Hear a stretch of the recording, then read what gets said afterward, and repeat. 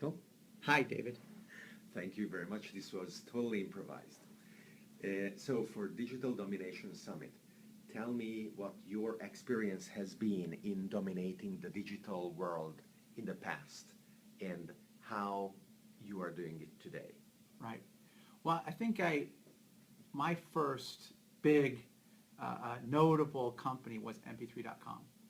And the opportunity of what I saw then was, up till that point, music was not online. There were music websites, but they had pictures of bands or 30-second clips, and I was like, hey, we have the internet now. We can put entire songs online, move them around, and give people control and access like they've never had before. And so that's what we did at mp3.com, and I remember I put on this MP3 Summit, which was a conference of all these early adopters, and literally invited them to San Diego, and over pizza discussed, hey, what could the world look like?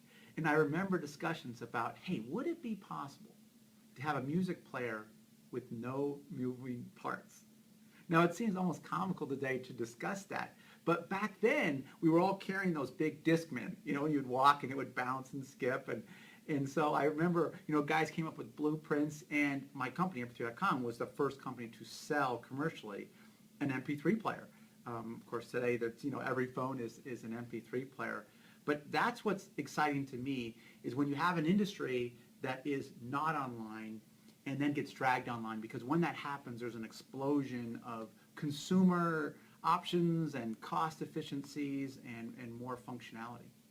So what are you busy with today? Because you are doing something very similar, dragging a non-online industry into the digital world. Right. Well, I think that the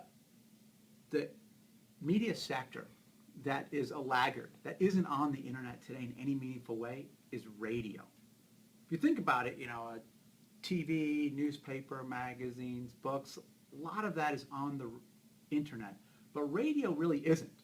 And I would challenge you to think about, when was the last time you're on Twitter or Facebook and you saw a link that said, here's a link to something I heard that was great on radio. It never happens, because radio is still in their own constellation and hasn't intersected with that giant internet. And so that's what we're working on now. I have a company called dar.fm, DAR.fm, and it's a DVR for radio. And what it allows you to do is record radio and listen anytime you want, just like your DVR on your TV. But what's interesting here, and what this led us to, was we had to create an entire index of everything that's on radio, every station, every show, every broadcast schedule.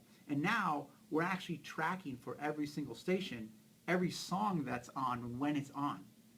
And it turns out that when you take this massive amount of data on radio and put it on the internet, magic happens. Now, for the first time, consumers have a level of control and access that they've never had before. Just like you saw with, MP3, or with VoIP, with companies like Skype, or my other company, Gizmo 5, and so many other industries. So radio is my focus right now.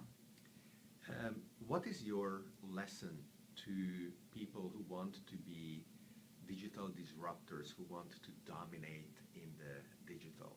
How can they make steps forward with as clarity as you have done in the past and really make an impact, whether in a new startup or in their company that hasn't totally embraced the digital disruption?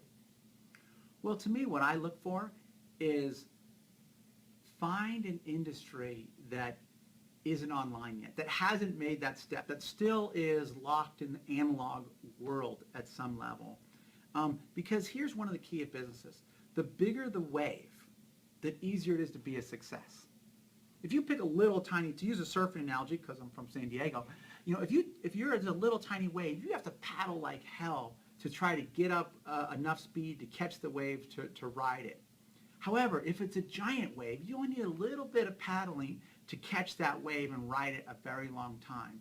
So I think one of the keys that I've always looked for is find big opportunities that are offline that are going to move online, that are in that transition period. Because if you can identify that, you only have to be kind of right with your idea or your market size or whatever to have a big wave compel you. So to me, you know, it's digital music, it's software, it's apps,